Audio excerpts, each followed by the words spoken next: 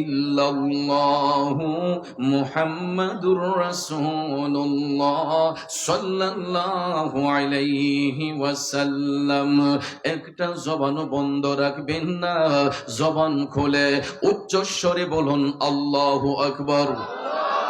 আর একটু মায়ার সুরে পড়ি ইয়া রাসূলুল্লাহ। বিসমিল্লাহির রহমানির রহিম।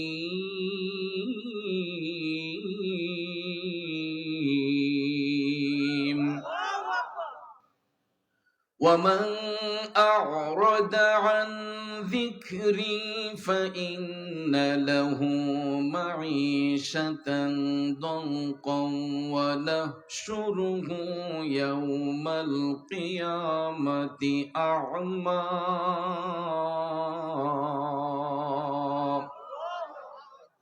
صدق الله العظيم وصدق رسوله النبي الحبيب الكريم ونحن على ذلك من الشاهدين والشاكرين والحمد لله رب العالمين ربي صل وسلم وبارك عليهم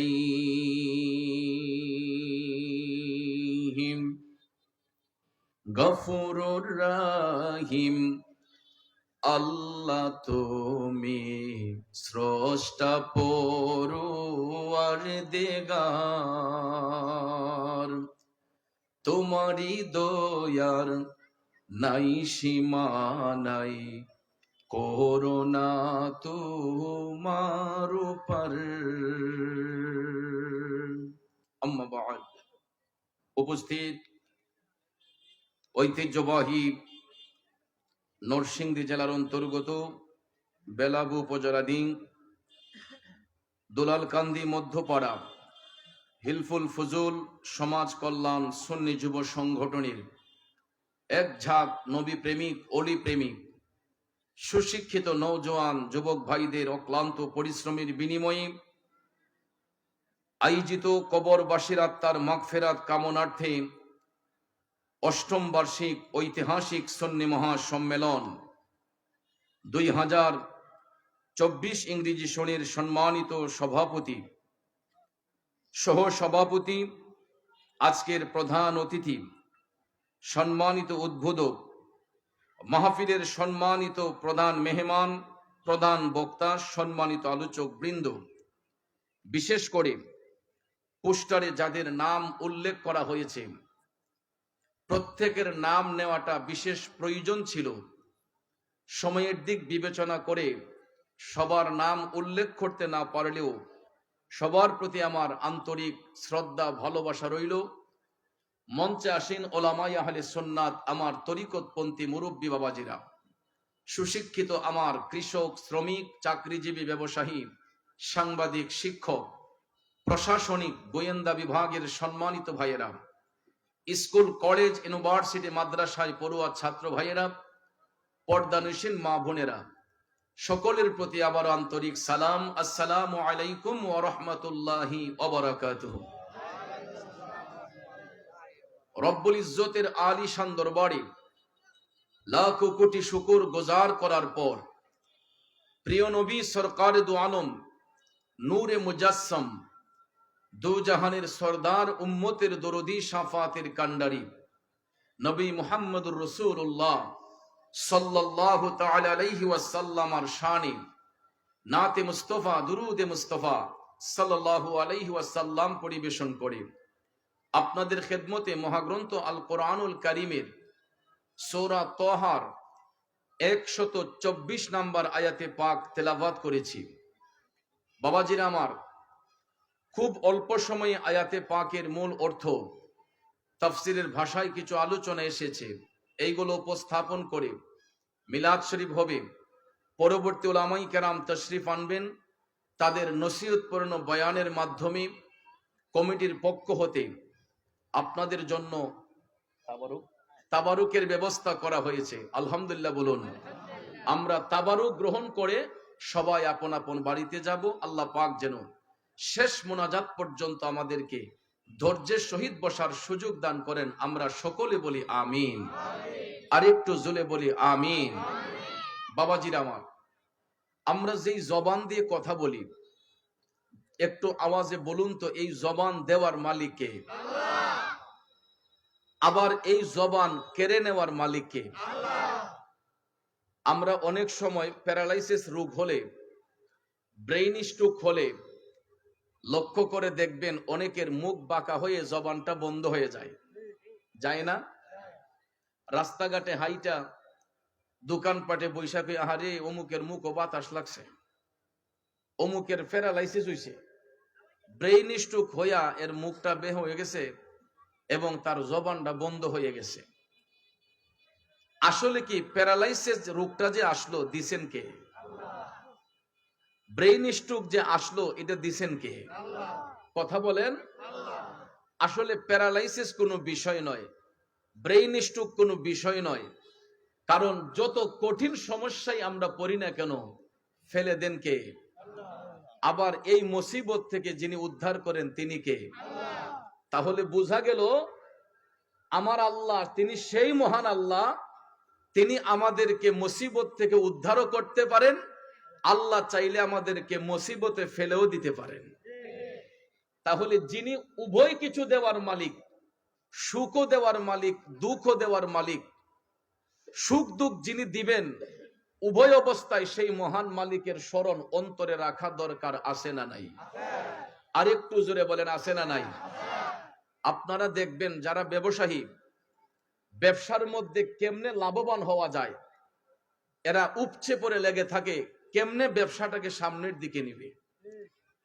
চাকরিজীবী যারা, তারা দেখবেন চাকরি করার সময় অনেক কৌশল অবলম্বন করে কেমনে তার পদোন্নতি বাড়ানো যায়, বেতনের স্কেলটা কিভাবে বাড়ানো যায়, ঠিক না বেঠিক? আচ্ছা আপনারা বলুন তো, চাকরিজীবী যতই হতাশা করুক না কেন, আল্লাহ যদি না চান ওনার র্যাঙ্কিংটা কি বাড়বে? ব্যবসায়ী যত কৌশলী অবলম্বন করুক না কেন, ব্যবসায় উন্নতি হোক, আমার আল্লাহ যদি ব্যবসায় বরকত না দেয়, ব্যবসায়ীকে লাভবান হওয়া যাবে? তো আমাদের দেশের মধ্যে তাড়াতাড়ি বড়লোক হওয়ার জন্য কিছু কিছু মানুষ দেখবেন আমার আল্লাহর হুকুমকে অমান্য করে এরা হারাম রাস্তায় চলে যায়, হারাম পথ অবলম্বন করে। হারাম পথ অবলম্বন করা মানে এরা মানুষের প্রতি জুলুম করে, সুদের ব্যবসা করে, ঘুষের ব্যবসা করে, মানুষের প্রতি এরা নির্যাতন করে। কথা কোন ঠিক না বেঠিক? যুবক ভাইয়েরা আমার, লম্বা চড়া কথা বলে মনোযোগ নষ্ট করব না, সময় অতি অল্প। আমাকে কিছু বিষয়ে আলোচনা করার জন্য কমিটির পক্ষ থেকে অনুরোধ করা হয়েছে। যদিও সব বিষয়ে কথা বলতে না পারি, হালকা হালকা করে কিছু বলার চেষ্টা করে যাব। আল্লাহ রাব্বুল আলামিন সূরা তাহার 124 নম্বর আয়াতে কারিমার মাধ্যমে ঘোষণা করেছেন, বিসমিল্লাহির রহমানির রহিম।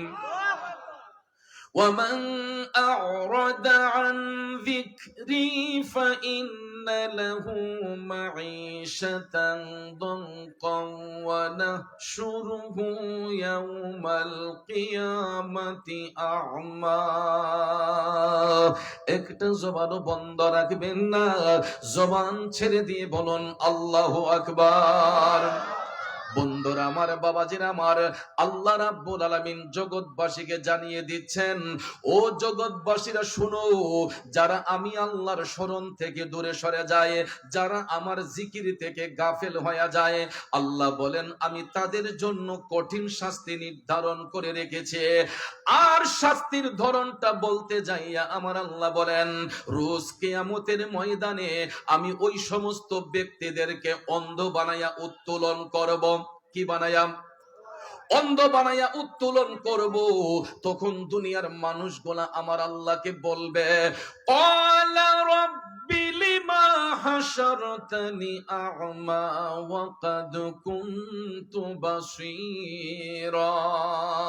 দুনিয়ার মানুষগুলা আমার আল্লাহকে বলবে, আল্লাহ আমরা তো দুনিয়ার জমিনে চক্ষুষ্মান ছিলাম, আমাদের তো দৃষ্টি শক্তি ছিল, ও মাবুদ দৃষ্টি থাকা সত্ত্বেও আজকে কিয়ামতের ময়দানে কেন আমাদেরকে অন্ধ করে উঠাইলা? তখন আমার আল্লাহ তাদের জবাব দিয়ে বলবেন, ক্বালা কাযালিকা আতাতকা আয়াতুনা ফানাসিতাহা ওয়া কাযালিকাল ইয়াওমা তুনসা।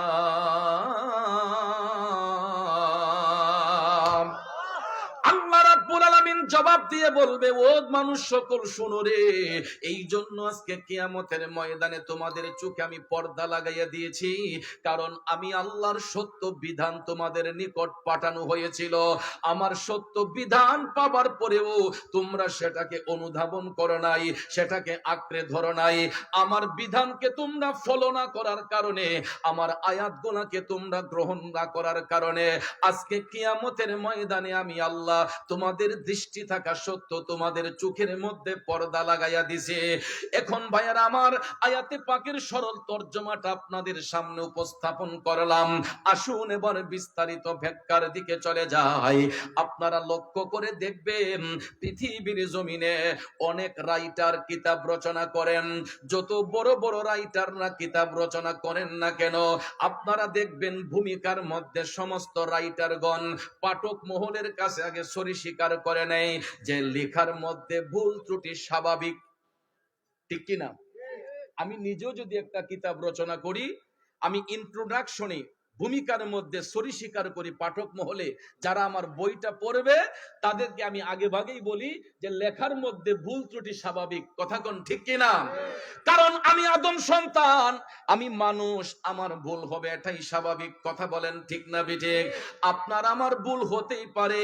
এই জন্য আমরা যদিও কোনো কিতাব রচনা করি, আগে ভাগেই দেখবেন ভূমিকার মধ্যে আমরা পাঠক মহলের কাছে সরি স্বীকার করে নেই যে লেখার মধ্যে ভুল ত্রুটি স্বাভাবিক। কথা বলেন ঠিক কিনা?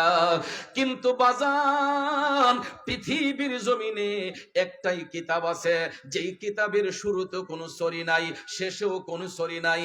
আমার আল্লাহ তাআলা বলেন, এই কোরআন এমন একটা কিতাব, যালিকাল কিতাবু লা রাইবা ফীহি।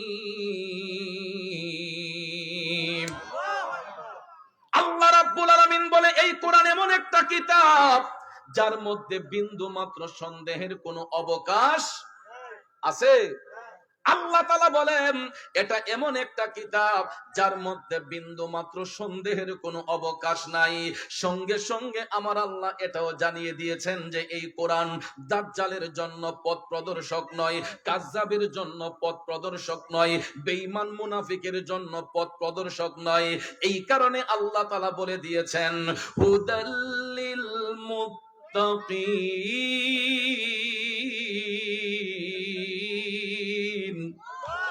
এটা হবে মুত্তাকিদের জন্য পথ প্রদর্শক, মুত্তাকিদের জন্য হবে দিক নির্দেশক। কথা বলেন ঠিক কিনা?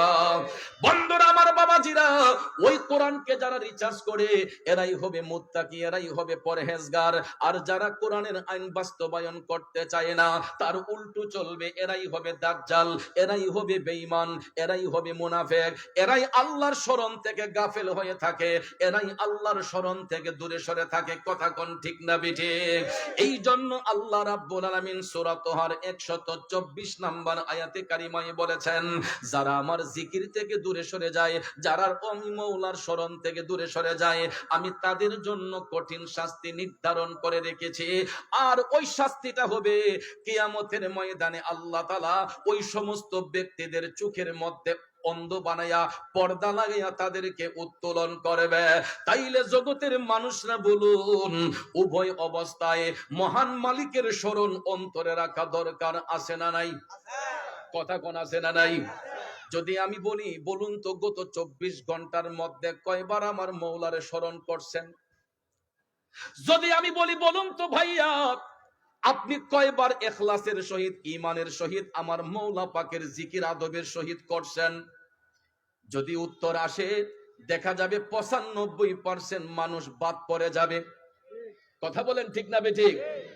95% মানুষ বাদ পড়ে যাবে।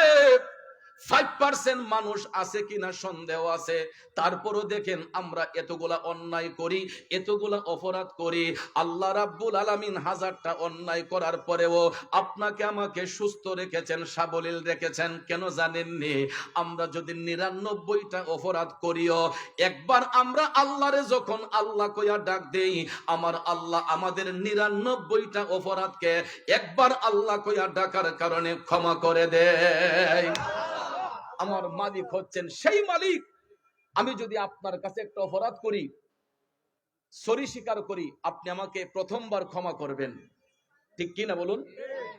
দ্বিতীয়বার যদি অন্যায় করি, আমি গিয়া যদি পায়ে ধরে মাফ চাই, ভাই আমারে ক্ষমা করেন, আপনি ক্ষমা করে দেবেন।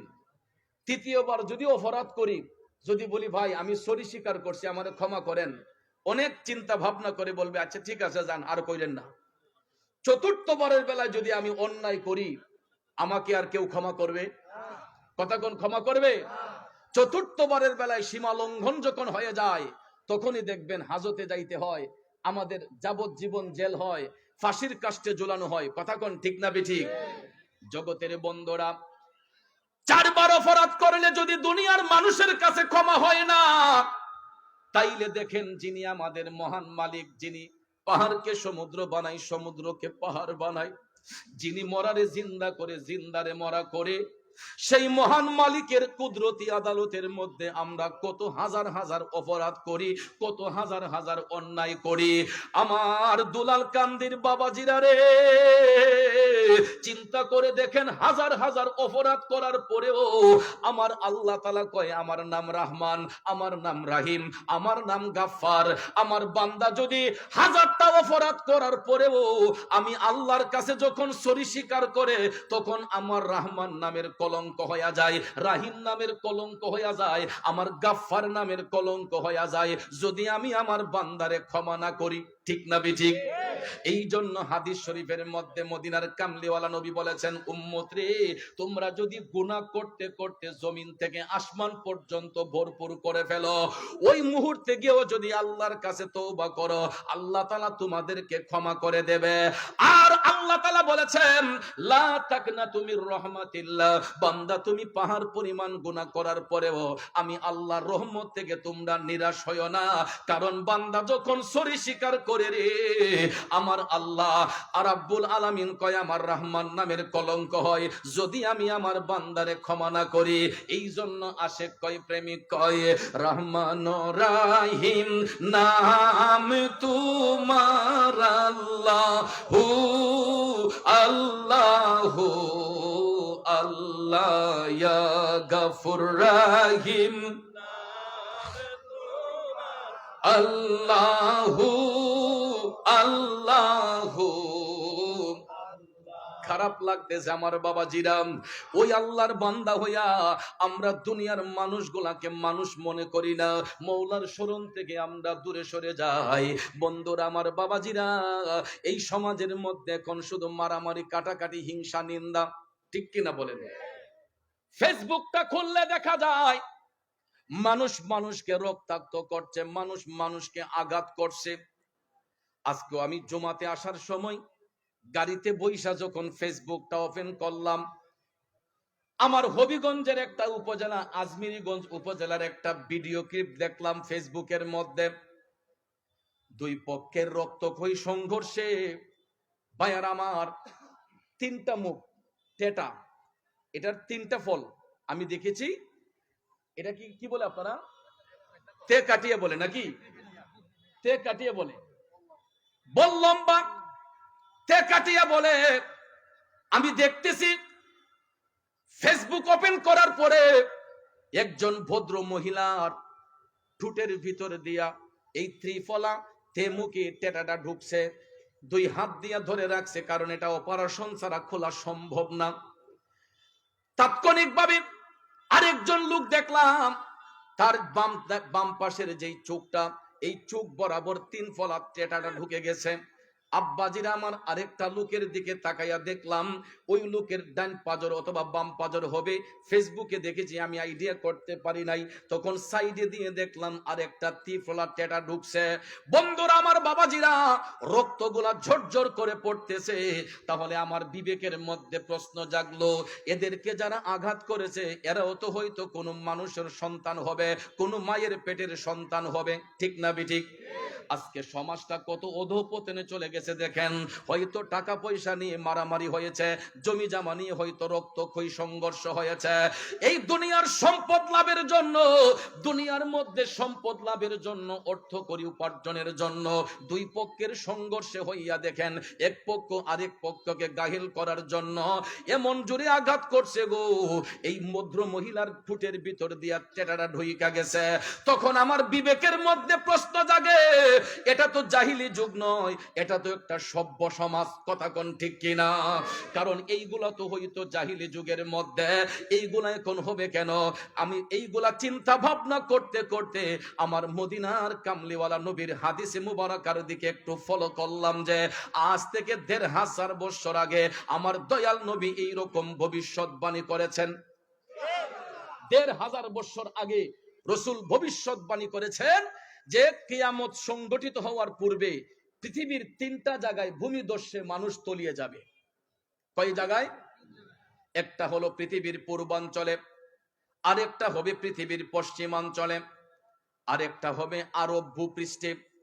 এই ৩টা জায়গায় ভূমিকম্প হয়ে মানুষগুলা তলিয়ে যাবে। শুধু তাই নয়, মদিনার কামলিওয়ালা নবী, মায়ার নবী বলেছেন কিয়ামত সংগঠিত হওয়ার পূর্বে মানুষের মধ্যে এমন কিছু বিরাজ করবে, মানুষের অন্তর থেকে মায়া মমতা উঠে যাবে। কি উঠে যাবে? মানুষ মানুষকে রক্তাক্ত করবে। এটা আমার কথা নয়, সহিহ মুসলিম শরীফের মধ্যে মদিনার কামলিওয়ালা নবী বলেছেন মানুষের মধ্যে অজ্ঞতা বৃদ্ধি পাবে। এরা পড়াশোনা করবে, জ্ঞান অর্জন করবে, কিন্তু তাদের আচরণ হবে মূর্খদের মতো, জাহিলিদের মতো। তাদের আচরণ হবে সেই জাহিলি যুগের মানুষের মতো। শিক্ষা অর্জন করেও এরা অশিক্ষিতদের মতো কাজ করবে।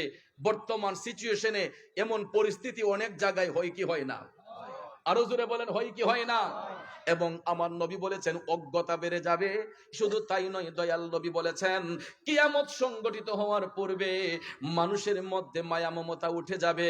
শুধু তাই নয়, আমার দয়াল নবী আরো বলেছেন কিয়ামত সংগঠিত হওয়ার আগে মানুষের মধ্যে সঙ্গম, অবৈধ সঙ্গম বৃদ্ধি বেশি পাবে। অবৈধ সঙ্গম, যেটা রাসূল বলেছেন রাস্তাঘাটে গরু ছাগল যেরকম ওপেন মেলামেশা করে, রাস্তাঘাটে গরু ছাগল যেমন ওপেন মেলামেশা করে, রাসূল বলেছেন ফিতনার জামানায় এমন একটা জামানা আসবে যেই জামানার মধ্যে মানুষের চোখের মধ্যে শরম লজ্জা বলতে কিছু থাকবে না। এরা খোলা আকাশের নিচে অবৈধ সঙ্গমে লিপ্ত হবে। কথা কোন এই সিচুয়েশন আছে না নাই? রাগ করতেছেন? কষ্ট পাচ্ছেন? আপনি লক্ষ্য করে দেখবেন বিভিন্ন পার্কের মধ্যে, বিভিন্ন রিসোর্টের মধ্যে, বিভিন্ন সমুদ্র সৈকতে যান, লক্ষ্য করে দেখবেন মানুষের চোখের মধ্যে এখন পর্দা নাই। ওপেনলি খোলা আকাশের নিচে গরু ছাগল যেই রকম মেলামেশা করে, ভাইয়েরা আমার, বন্ধুরা আমার, শরীয়তের কোনো ঢাকনা নাই, চতুর্দিকে কোনো দেয়াল নাই। আব্বারে, স্বামী স্ত্রী যদি মিলন করে আপনারা দেখবেন তার যদি একটা কুড়ে গড় হয়, ছোট্ট একটা সোনের গড় যদি হয়, তারপরও দেখবেন এটার চতুর্পাশে একটা বেষ্টনী থাকে। ঠিক না বেঠিক? স্বামী স্ত্রী যদি মিলনও করে আপনারা দেখবেন ছোট্ট কুড়েঘর হলেও চতুর্দিকে ব্যারিকেড থাকে, একটা নির্জন পরিবেশ থাকে, সুন্দর একটা পরিবেশ থাকে। কথা কোন ঠিক কিনা? কিন্তু এই সমাজের মধ্যে স্বামী স্ত্রী পরিচয় দিয়েও কিছু কিছু মানুষ এমন কিছু কাজ করে, ওপেনলি দেখা যায় তার যদি বৈধ স্ত্রীও হয়, রাস্তাঘাটের মধ্যে, মার্কেটে গিয়ে, অনেক পার্কের মধ্যে গিয়ে, রিসোর্টের মধ্যে গিয়ে আপনারা দেখবেন এরা খোলা আকাশের নিচে এরা মেলামেশা করে, কুলাকুলি করে। আছে না নাই? যেগুলা চক্ষু লজ্জা হয়। কথা বলেন ঠিক না? এই জন্য ১৫০০ বছর আগে মদিনার কামলিওয়ালা নবী, মায়ার নবী বলেছেন রাস্তাঘাটে গরু ছাগল যেই রকম সঙ্গম করবে রে, এমন একটা জামানা আসবে মানুষ গরু ছাগলের নিয়ে রাস্তাঘাটে ওপেনলি এরা মেলামেশা করবে। আব্বাজিরা আমার, বন্ধুরা আমার, আমি নিজের চোখে না দেখে কোনো মন্তব্য করি না, কারণ না যাই না কোনো সম্পর্কে মন্তব্য করা এটা গীবতের পর্যায়ে চলে যায়। আমার নিজ চোখে আমি দেখেছি, গত রবিউল আউয়াল মাসে আমার একটা গজল রিলিজ হয়েছে। ওই গজলটা রেকর্ড করার জন্য আমি চট্টগ্রাম সি বিচে গিয়েছিলাম, পতেঙ্গা সমুদ্র সৈকতে। পতেঙ্গা সমুদ্র সৈকতে যাবার পরে আমি গজল রেকর্ড করার জন্য আমি ভাবলাম যে আমি স্পট থেকে একটু আলাদা যাই, যেখানে মানুষ থাকে না। আমি মেইন জায়গাটা থেকে যেখানে দর্শনার্থীরা যায় সেখান থেকে সাইডে চলে গেলাম। বিশ্বাস করেন, খোদার কসম, আমি নিজের চোখে দেখেছি পাথরের চিপার মধ্যে খোলা আকাশের নিচে এক একটা ছেলের কোলে এক একটা মেয়ে বসে আছে। আরো জোরে বলবেন না নাউজুবিল্লাহ? আমার বিবেকে প্রশ্ন জাগলো, এরাও তো কোনো মায়ের সন্তান, এদের মা বাবা এদেরকে কি শিক্ষা দিল? ওপেনলি খোলা আকাশের নিচে, কোনো চতুর্দিকে দেয়াল নাই, পাথরের চিপায় বসে এরা সঙ্গম করতেছে। সাথে সাথে মনে পড়ে গেল, আমার রসুল তো ১৫০০ বছর আগেই এরকম ভবিষ্যৎবাণী করেছেন, ঠিক না ঠিক? শুধু তাই নয় আমার ভাইয়েরা, রসুল বলেছেন কিয়ামত সংগঠিত হওয়ার পূর্বে এই সমাজের মানুষগুলা যাকাত দিতে অস্বীকৃতি জানাবে। এটা সহিহ মিশকাতের মধ্যে বর্ণনা এসেছে। আমার দয়াল নবী, মায়ার নবী বলেছেন, মানুষ যাকাত দিতে অস্বীকৃতি জানাবে। যাদের উপর যাকাত ফরজ করা হয়েছে ওই ব্যক্তিগুলা যাকাত দিবে না, যাকাতের সম্পদগুলা নিজেরা ভক্ষণ করবে। আছে না নাই? কথা বলেন, আছে না নাই? বন্ধুরে, আল্লাহর হাবিব সাল্লাল্লাহু আলাইহি ওয়াসাল্লাম বলেছেন, যারা যাকাত দিতে অনীহা প্রকাশ করে, যাকাতের সম্পদ যারা নিজেরা ভক্ষণ করে, ওই সম্পদটা যখন তার পেটের মধ্যে যায়, পুরাটা সম্পদ রক্ত মাংসগুলা সাপ বিচ্যুতে পরিণত হয়ে যায়। তখন দেখবেন যাকাত দিতে অস্বীকৃতিকারী ব্যক্তিগুলা, যারা হারাম সম্পদ গ্রহণ করে, সুদের ব্যবসা করে, ঘুষের ব্যবসা করে, আপনারা দেখবেন এদের পেট গোলা একটু উঁচা উঁচা থাকে, ঠিক না ঠিক? এরা যাকাতের সম্পদ লুণ্ঠন করত, এরা মানুষকে যাকাত দিত না। তাদের সম্পদ থাকার পরেও সম্পদ কমে যাবে, এই কারণে এরা যাকাত দিত না। আল্লাহর হাবিব যখন মেরাজ শরীফে গিয়েছিলেন, জাহান্নাম দেখতে যখন রসুল গেলেন, আমার মদিনার কামলিওয়ালা নবী জাহান্নামে গিয়ে দেখতেছেন কিছু কিছু লোক দেখা যায় এদের পেটগুলা অনেক উঁচা উঁচা, পেটের চামড়াগুলা খুবই পাতলা, সাপ বিচ্ছুগুলা তাদের পেটে কিলকিল করতেছে। নাউজুবিল্লাহ বলেন। আপনারা বড় লোকদের ড্রয়িং রুমের ভিতরে অ্যাকোরিয়াম দেখছেন? অ্যাকোরিয়াম কর্নারের মধ্যে দেখবেন গ্লাস ফিটিং করে অনেক ধরনের মাছ ছেড়ে দেয়, ঠিক না ঠিক? বাতি জ্বালাইলেও দেখা যায়, বাতি অফ থাকলেও পানির ভিতরে, গ্লাসের ভিতরে মাছগুলা দৌড়াদৌড়ি করে দেখা যায়। আপনারা জানেন এই অ্যাকোরিয়ামের আবিষ্কার বিজ্ঞানীরা কিভাবে করেছে? আমার রসুলের হাদিস শরীফকে রিচার্জ করে, সুদকুর ঘুষকুরের পেটকে রিচার্জ করে বিজ্ঞানীরা অ্যাকোরিয়ামের আবিষ্কার করেছে। সুদকুরে ঘুষকুরের পেট রিচার্জ করে অ্যাকোরিয়ামের আবিষ্কার করেছে। ভাইয়েরা আমার, বন্ধুরা আমার, কারণ পৃথিবীর সর্বশ্রেষ্ঠ বিজ্ঞানী হলেন আমার মদিনার কামলিওয়ালা নবী। কথা বলেন, ঠিক না ঠিক? এই জন্য বহুদিন আগেই কথা সঙ্গীতটা বলতাম, ওরে বিজ্ঞানীদের মহাগুরু মোদের নবী জি, বিজ্ঞানীদের মহাগুরু মোদের নবী জি, এইরকম একজন দয়াল নবী তো কাই পাইবাইনি, বিজ্ঞানীদের মহাগুরু মোদের নবী জি, বিজ্ঞানীদের মহাগুরু মোদের নবী জি। কথা বলেন, ঠিক না বেঠে? জগতের বন্ধুরা রে, ও মুরব্বী বাবাজিরা, আমার সম্মানিত মা বোনরা যারা শুনছেন গো, মদিনার কামলিওয়ালা নবী, মায়ার নবী, দয়ার নবী জাহান্নাম দেখতে যখন প্রবেশ করলেন, আল্লাহর হাবিব জাহান্নামে দেখতে যাইয়া দেখতেছেন কিছু কিছু মানুষ দেখা যাচ্ছে এদের পেটগুলা অনেক উঁচা উঁচা, পেটের চামড়াগুলা খুবই পাতলা। আমার দয়াল নবী দেখতেছেন তাদের পেটের ভিতরে সাপ বিচ্ছুগুলা কিল কিল করতেছে। এই দৃশ্যটা দেখা মদিনার কামলিওয়ালা নবী দুইটা চোখের পানি ছেড়ে ছেড়ে টপ টপ করে কান্না করতেছেন। আমার নবী ডাক দিয়া কই, ও জিব্রাইল, ও জিব্রাইল, এই হতভাগ্য লোকগুলা কারা রে জিব্রাইল? এদের পেটের মধ্যে সাপ বিচ্ছুগুলা কিলকিল করতেছে, এরা কারা? জিব্রাইল আলাইহিস সালাম ডাক দিয়া কই, নবী গো, ওগো মায়ার নবী, দয়ার নবী, এরা আপনার উম্মতের মধ্যে একদল লোক। দয়াল নবী গো, এরা দুনিয়ার জমিনে যাকাত দিত না, এরা সুদের ব্যবসা করত, ঘুষের ব্যবসা করত। ইয়া রাসূলুল্লাহ, এরা ইতিমের সম্পদ লুণ্ঠন করত, এরা যাকাতের সম্পদ গ্রহণ করত। এই জন্য এই সম্পদগুলো গ্রহণ করার কারণে এইগুলা তাদের পেটে যাইয়া সাপ বিচ্ছুতে পরিণত হয়েছে। ইয়া রাসূলুল্লাহ, নবী গো, আপনি শুনুন নবী গো, এই সুদখোর ঘুষখোর যাকাত অস্বীকারী ব্যক্তিদের পেটের মধ্যে যে সাপগুলা কামড়ায়, এই একটা সাপ যদি দুনিয়ার মধ্যে বের হয়ে একটা কালো শ্বাস মারে গো নবী, এই সাপের বিষে গোটা পৃথিবীটা অন্ধকার হয়ে যাইব। আল্লাহু আকবার। সুদখোর ঘুষখোরের পেটের মধ্যে যে সাপে দংশন করে, যে সাপগুলো আছে, জিবরাইল আলাইহিস সালাম কই, ইয়া রাসূলুল্লাহ, একটা সাপ বের হয়ে যদি একটা কালো শ্বাস মারে, এই সাপের বিষে গোটা পৃথিবী অন্ধকার হয়ে যাবে। তাহলে চিন্তা করে দেখেন এই সাপগুলা কেমন বিষধর সাপ। আর ওই সুদখোর ঘুষখোর যারা, আমার মনে হয় অনেক রাগ করতেছেন, কষ্ট পাইতেছেন। আল্লাহ কোমরন শত কথা দিতে লাগে, আমার কিছু বলার নাই, কিছু করার নাই, কারণ আমার এই বিষয়ে কথা বলার জন্য কমিটির পক্ষ থেকে বলা হয়েছে। অনেকে হয়তো চুলকানি হইতে পারে, চৌধুরী সাহেব কি আর কোন বিষয় পাইল না, এই সুদ নিয়ে আলোচনা করতেছে কেন? কারণ বর্তমানে তো এই দেশের মধ্যে সুদ ঘুষের ব্যবসাটা একটু রমরমা ব্যবসা। কথা কোন ঠিক না?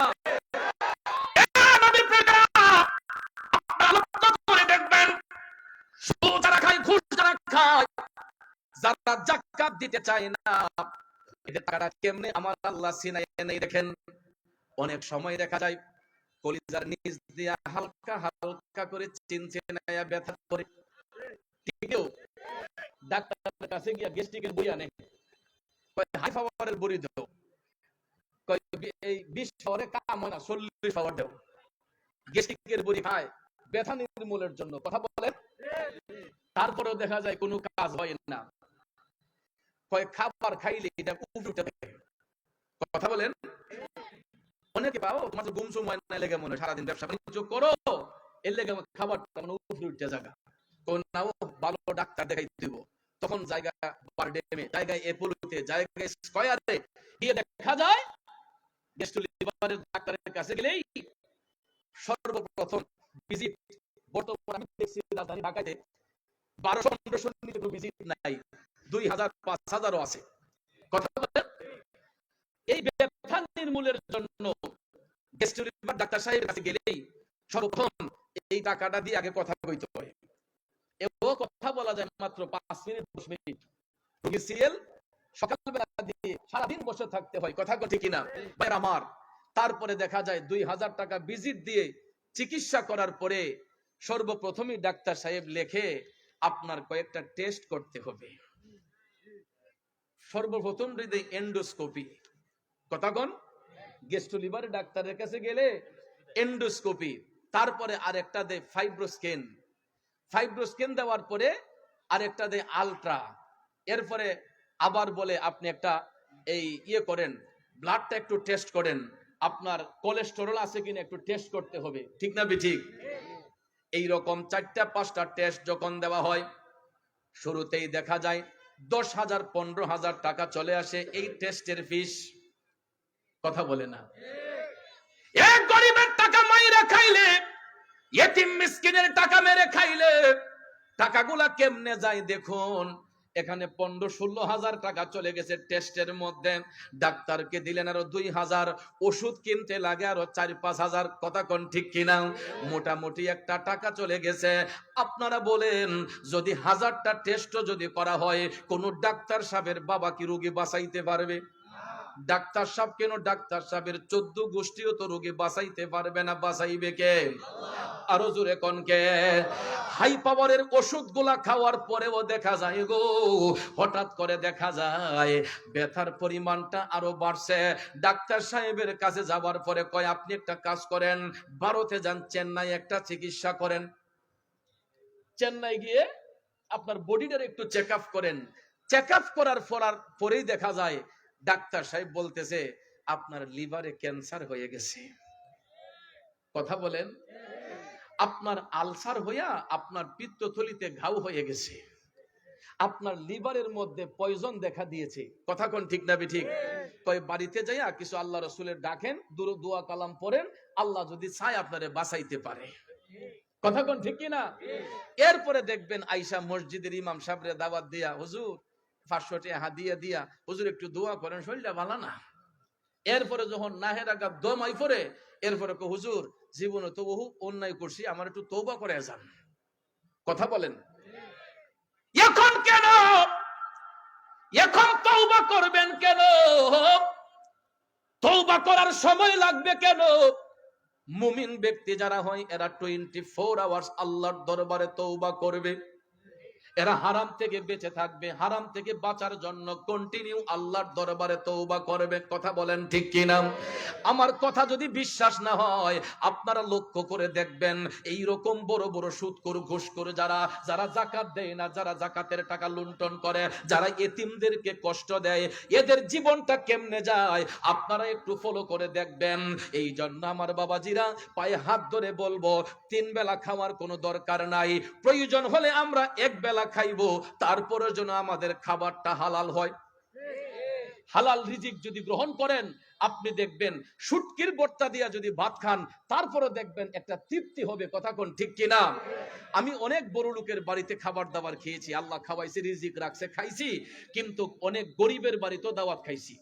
বাবাজি, আপনি একটা রিকশাওয়ালার ঘরে দাওয়াত খাইয়া দেখবেন, একটা দিন মজুর ব্যক্তির ঘরে দাওয়াত খেয়ে দেখবেন এই ঘরের খাবারের মধ্যে কি পরিমাণ মজা।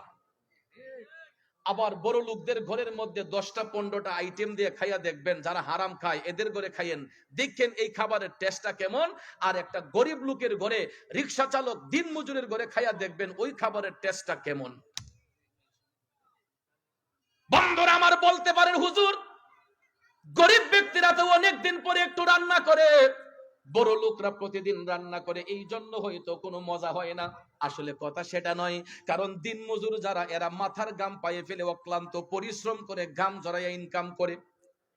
এরা কারো পকেট মাইরা টাকা আনে না। একজন রিকশা চালক কারো পকেটের হাত থেকে টাকা আনে না।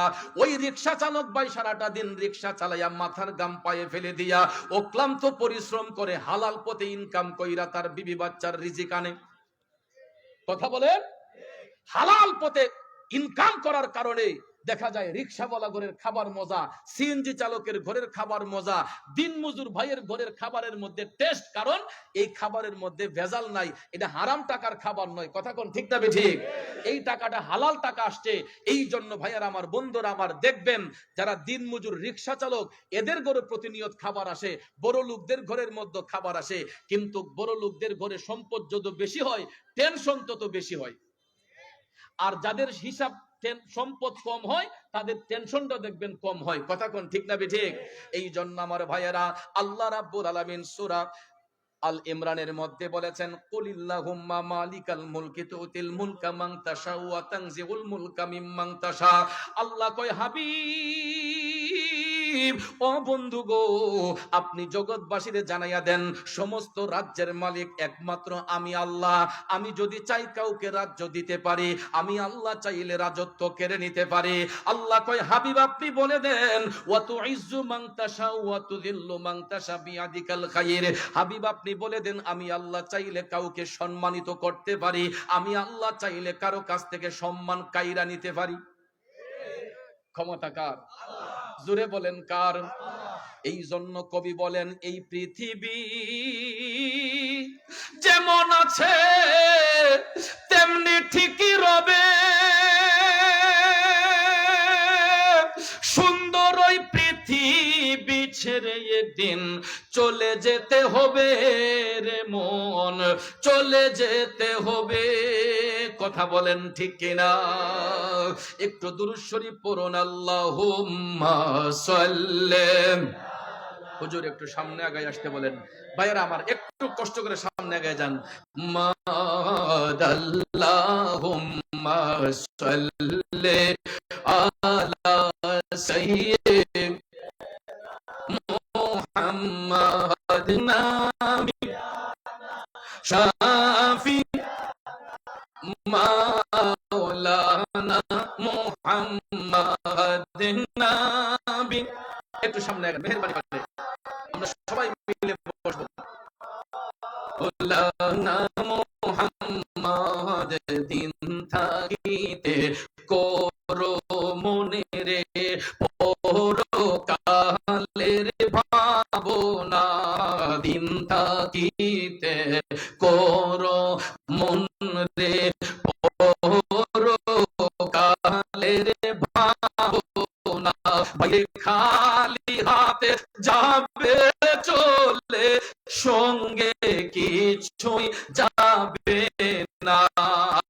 খালি হাতে যাবে চলে, সঙ্গে কিছুই যাবে না। আল্লাহুম্মা সাল্লি আলা। মাশাআল্লাহ। এই যে কিছু জায়গা খালি আছে, এখানে চলে আসেন। নাবিয়ানা মাওলানা মুহাম্মাদ নাবি শাফি মোহান। বাবাজির আমার বন্ধুরা আমার খারাপ লাগতেছে, আমি বলেছিলাম এই পৃথিবী যেমন আছে তেমনি ঠিকই রবে। সুন্দর ওই পৃথিবী ছেড়ে একদিন চলে যেতে হবে রে মন, চলে যেতে হবে। ঠিক কিনা বলুন? আরো জোরে কোন ঠিক কিনা? আপনি আমার গাছের মধ্যে আম পেকে গেছে, গাছের মধ্যে জাম পেকে গেছে, কত সন্তান চোখের পানি ছাইরা কান্দে, আম গাছের তলে যায় আম গাছের দিকে তাকায়া কয় আহ আজকে গাছের মধ্যে আম ধরছে। কিন্তু যেই বাবা নিজের হাতে আম গাছটা লাগাইলো, বাবাটা তো আছে অন্ধকার কবরে। জাম গাছের জামের দিকে তাকাইয়া সন্তান বাবার কথা স্মরণ কইরা কান্দে, আমার আব্বা নিজের হাতে জাম গাছটা লাগাইলো, গাছের জায়গা গাছ আছে, কিন্তু যেই ব্যক্তিটা গাছ লাগাইয়া গেল ওই বাবাটা তো দুনিয়াতে নাই, পড়ে আছে অন্ধকার কবরে। এ বন্ধুরা আমার, বাবাজিরা, এই জন্য কবি বলেছেন পৃথিবী যেমনি আছে তেমনি থাকবে, আমরা এই দুনিয়াতে থাকবো না। আজ না কাল একদিন না একদিন দুনিয়া ছেড়ে চলে যেতে হবে। চলেই যেতে যাব, যাবার আগে নিজের ঈমান আমলটাকে শুদ্ধ করা দরকার আছে না নাই? আমার মদিনার কামলিওয়ালা নবী জাহান্নাম দেখতে যাইয়া শুধু এটা নয়, আরেকটু সামনে গিয়ে আমার নবী দেখতেছেন আরো কিছু কিছু লোক দেখা যায়, এদের পাওগুলা উপর দিকে, মাথাগুলা নিচ দিকে। আব্বারে, এদের মাথার মধ্যে এমন ভাবে আগুনের তাপ দেওয়া হচ্ছে, এদের মাথার মগজগুলা টকবক টকবক করতেছে। কারণ মহিলারা চুলার মধ্যে ভাত পাক করলে ভাতের ফ্যানগুলা যেই রকম টকবক করে, দয়াল নবী দেখতেছে ওই সমস্ত ব্যক্তিদের মাথার মগজগুলা ভাতের ফ্যানের মতো ঠকবক ঠকবক করতেছে। আবার নবী কাইন্দা কাইন্দা কই, জিবরাইল,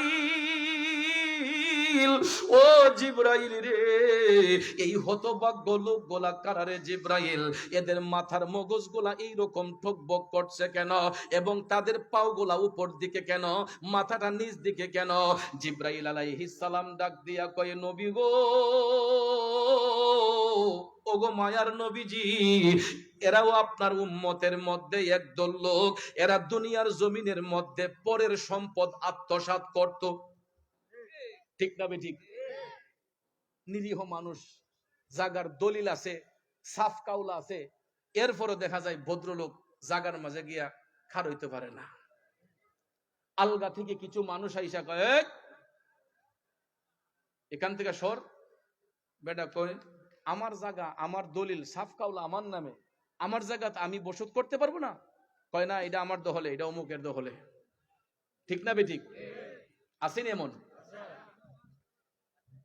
জন্মিলে মরিতে হবে, ওরে এ ভবরঙ্গ হবে যে ভঙ্গ ছবি, সাদেরই অঙ্গ তোমার মাটিতে মিলাবে, জন্মিলে মরিতে হবে। ঠিক কিনা বাজান? কার জায়গা নিয়ে আপনি বাহাদুরি করতেছেন? কার জমিনের মধ্যে গিয়ে আপনি হাত বাড়াচ্ছেন?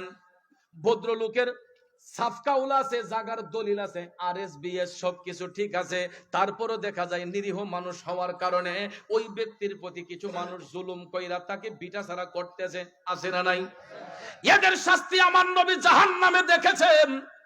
তাদের পাগুলা উপর দিকে থাকবে, মাথাটা নিচ দিকে থাকবে, এদের মাথার মধ্যে অগ্নির তাপ দিবে, বাতের ফ্যানগুলা যেই রকম ঠকবক করে, ওই জাহান্নামী ব্যক্তিদের মাথার মগজটা বাতের ফ্যানের মতো ঠকবক করবে।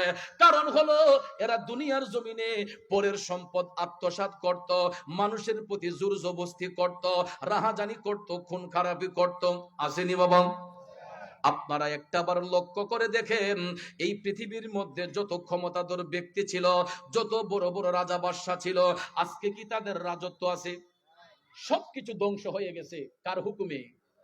জোরে কোন কার হুকুমে? তাহলে বাঙালি এটা বুঝে না কেন? মানুষ বুঝে না কেন? আমি যত কিছু করি না কেন, আমার তো এই দুনিয়াটা চিরস্থায়ী নয়। ব্যাংকের মধ্যে কোটি কোটি টাকা কার জন্য? ছেলে মেয়ের জন্য। কার জন্য? ছেলে মেয়ের জন্য। আরে পাগল, তুমি ছেলে মেয়ের দিকে নজর করতেছো, তোমার ছেলে মেয়েকে কোটি টাকার পাহাড় বানিয়ে দেওয়ার জন্য উপচে পড়ে লেগে আসো। কিন্তু আজকে যদি ভদ্রলোক মারা যায়, গায়ের পোশাকটা তো বেশি সময় থাকবে না, হয়তো 3 ঘন্টা 4 ঘন্টা এই পোশাকটা গায়ে থাকবে মৃতদেহের মধ্যে। তারপরেই তো সবাই আইসা এই গায়ের পোশাকটা টান দিয়া খইলা বড়ই পাতার গরম জল দিয়ে গোসল দিয়ে ওই ব্যক্তিটাকে 3 টুকরা সাদা মার্কিন কাপড় দিয়ে পেঁচাইয়া দিবে। নাকি মিথ্যা বললাম? 3 টুকরা মার্কিন কাপড় দিয়ে পেছাইয়া দেখবেন আমরা একটা গাড়িতে উঠাই।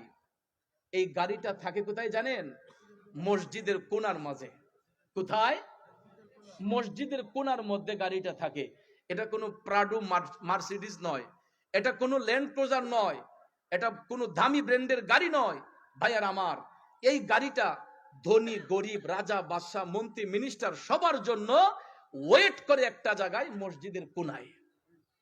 ডেড বডি হয়ে যাবার পরে 3 টুকরা সাদা মার্কিন কাপড় দিয়ে পেছাইয়া দেখবেন স্বজনরা কয়, কিরে অমুক, তোরা 2টা ভাই, তোরা 3টা ভাই, তোর বাপের লাশটা তোরা টান দিল। ঠিক নিও? ছেলে বাবার লাশটা কান্দে লইছে, কবরের দিকে যাইতেছে, হাঁটতেছে আর কাঁদতেছে বাবার জন্য। আব্বা নাই, ও আব্বা নাই। আব্বার কথা স্মরণ করে কাঁদতেছে, কাঁদতে কাঁদতে গেছে স্টেশনে। এই কবরস্থানের মধ্যে, কথা ঠিক কিনা? গাড়িতে এক জায়গায় পার্কিং করতে হয়, ওই গাড়ির পার্কিংটা হবে কবরস্থানের পাশে।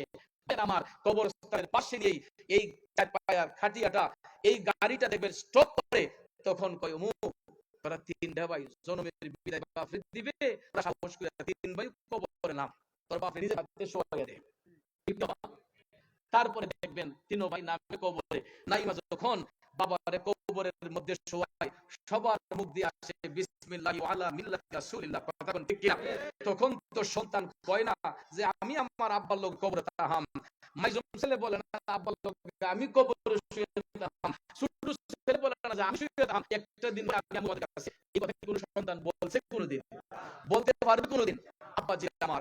তাহলে দেখেন এই 3টা সন্তান কবরে বাবার নামায়া, তারপরে আপনারা দেখবেন বাঁশের চড়া গোলা একটা একটা করে এই গ্যাসটা বন্ধ করার জন্য দেওয়া হয়। কথা ঠিক না? যখন বাবার বুক পরিমাণ টাকায় চলে আসে, তখন একজনকে বলা হয় তুমি উঠে যাও। এরপরে দেখবেন 2 জনে আবার বাঁশ দিয়া রাস্তাটা যখন আস্তে আস্তে সংকীর্ণ হতে থাকে, তখন কয় আরেকজন উঠে যাও। শেষ পর্যায়ে একটা সন্তান যখন কবরে থাকে, বাঁশগুলো যখন ধীরে ধীরে চলে আসে, তখন 2 সন্তান কথা বলে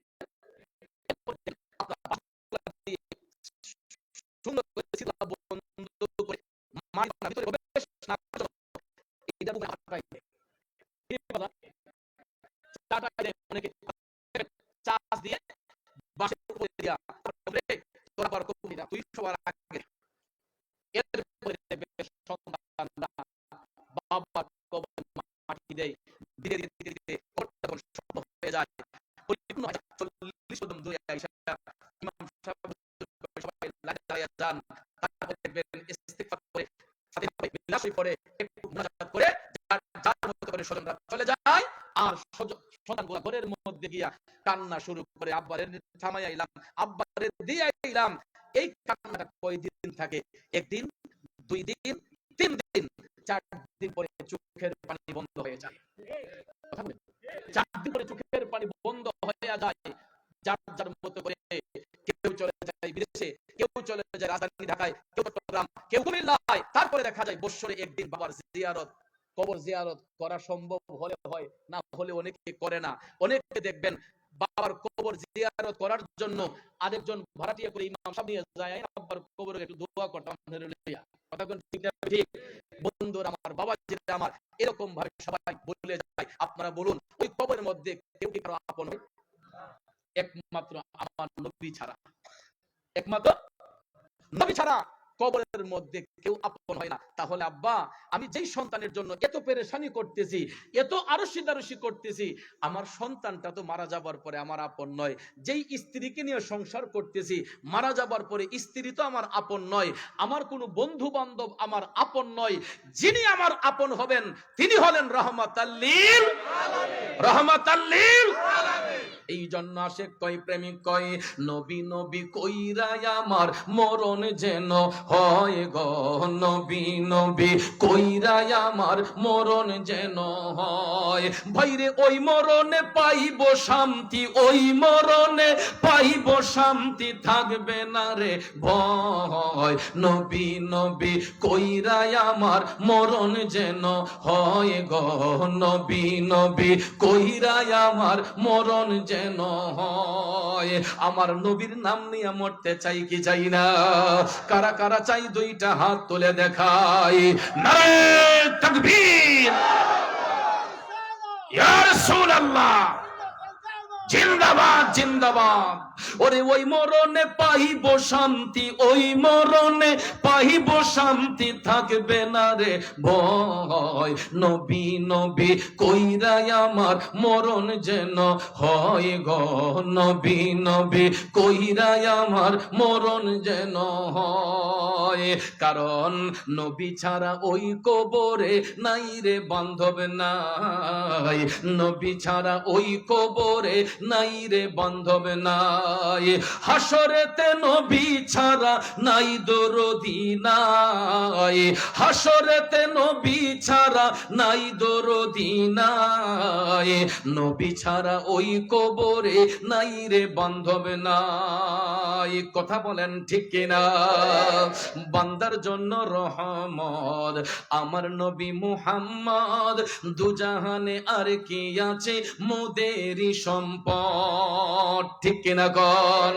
বান্দার জন্য রহমত আমার নবী মুহাম্মদ, দুজাহানে আর কি আছে মোদেরই সম্পদ। আমার মদিনার কামলিওয়ালা নবীজি শুধু দুনিয়াতে আপন নয়, তিনি কবরে আপন, হাসরে আপন, মিজানে আপন, ফুলসিরাতে আপন, সর্ব জায়গায় আপন। এই জন্য আব্বা, মদিনার কামলিওয়ালা নবীর প্রেমে পাগল হইয়া যাও। যেই ব্যক্তি আমার নবীর প্রেমে পাগল হইয়া যায়, ওই ব্যক্তি কোনোদিন সুদের ব্যবসা করতে পারে না। যে মদিনার কামলিওয়ালা নবীর প্রেমিক হইয়া যায়, ওই ব্যক্তি ঘুষের টাকা খাইতে পারে না। যেই ব্যক্তি নবী কামলিওয়ালার প্রেমিক হইয়া যায়, ওই ব্যক্তি কোনোদিন আমার নবীর শানে বেয়াদবি কইরা নবীর আদর্শের খেলাফ করতে পারে না। ওই ব্যক্তি যাকাতের টাকা খাইতে পারে না, ঠিক না ঠিক? দয়া করে বলবেন কিটা গাউসুল আজমের গাউসুল পাকিস্তান। আচ্ছা, আপনারা এগুলা দিলে অনেকে মনে করে হুজুরের নাজানি কিন্তু কষ্ট করে বসে, এগুলা ইনশাআল্লাহ বলবো আমি শেষ টাইমে। কষ্ট হবে আপনাদের? আগে আমাকে একটু আলোচনা করতে দেন। খারাপ লাগতেছে আপনাদের? একটু দুরূদ শরীফ পড়েন। আল্লাহুম্মা সাল্লি সাইয়্যিদিনা মুহাম্মাদ, আল্লাহুম্মা وسلم سيدنا محمد النبي ما شاء الله مولانا محمد النبي